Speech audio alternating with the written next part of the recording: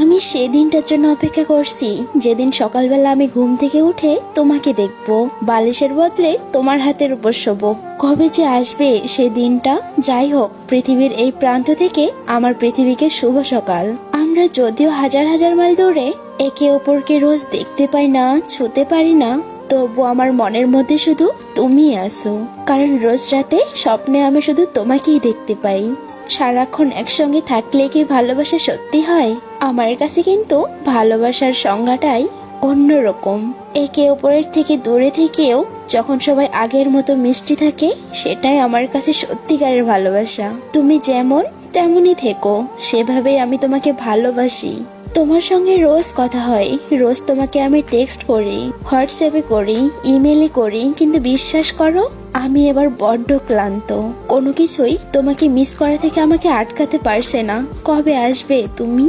জানি কেউ বলেনি যে দূর থেকে ভালোবাসাটা সহজ, কিন্তু কেউ এটাও বলেনি যে ব্যাপারটা এতটাই বেশি কঠিন। হয় তুমি ফিরে এসো, না হলে আমাকে তোমার কাছে ফিরে নিয়ে যাও প্লিজ। তোমাকে একটিবার দেখার জন্য মনটা ছটফট করতেছে।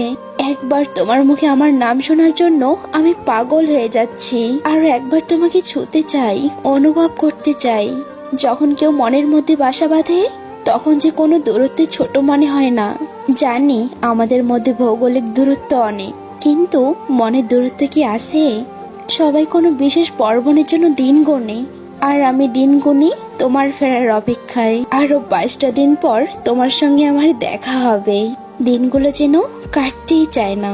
বড়দিনে এবারে আমি সানডেকে বলবো তোমাকে যেন গিফট র্যাপ করে সোজা আমার কাছে এনে দেয়।